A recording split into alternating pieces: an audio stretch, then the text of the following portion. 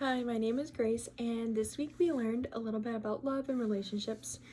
So, I thought it was fitting because Valentine's Day is coming up. I decided to pick the selection process because as college students, we are put in a whole new world of whole different sorts of people, so it's important to be able to look for different things that we are wanting to have in a partner in a relationship.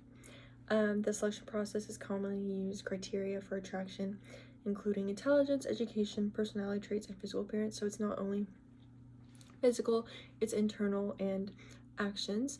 I thought it was interesting, and something that caught my eye was that there's differences in dating of what people are looking for between males and females. There's no like huge differences between the two, but there are a slight few like between like physical attraction. So I thought that was interesting. I obviously knew that there would be differences between the two genders, but actually looking on a screen was interesting to see. And oddly enough, there's not huge differences. I kind of thought some of them would be a little bit different just because of what I've seen like other people their dating preferences. We also discuss about where to find people to date, so like it could be work, clubs, organizations, school, and online. I thought it was interesting that they added online because I feel like our generation is one of the first generations to really use and normalize online dating. Obviously people have used it in the past, and it's always been a thing in the past like 20 years, but now it's really normalized in our generation. Something that I also found interesting was the violence in dating.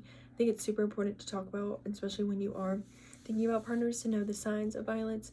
Some of the signs are like control, jealousy, emotional issues. So those are things to look out for when you are selecting people to date. Also, something that really caught my eye is that males and females are equally likely to be victims. A lot of time, there's a stigma for women just being victims of violence, but males and females are equally likely to be victims. We also talk a little bit about being single.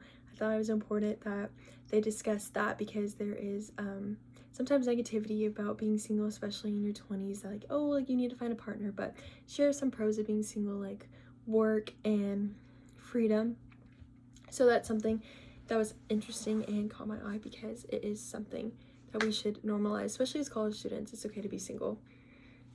The video I watched was The Science of Love. It is more of the biological perspective.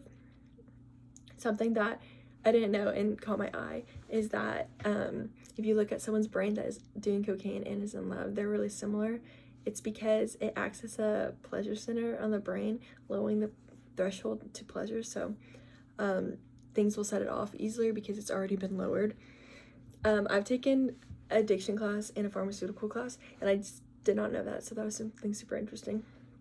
And then one thing I'm still wondering about is there's many different types of lovers, and so we have discussed arranged marriages before, and I was wondering still, whenever people are in arranged marriage because of different reasons, or they are married because of different reasons, not really arranged marriage, but maybe because you had a child together or just social norms or anything like that, do you think that these types of lovers that are different can still be compatible and work together?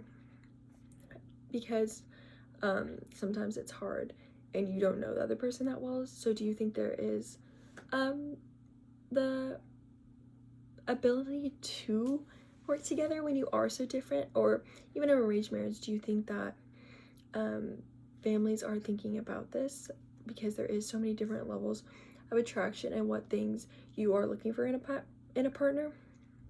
But do you think that there is the ability to almost change your attractions and change the way you love because you are so set on having this partner, or you are in this relationship with this partner for certain reasons? So do you think you're able to change the way you love essentially to make the most of the relationship you're in for different reasons? Thanks.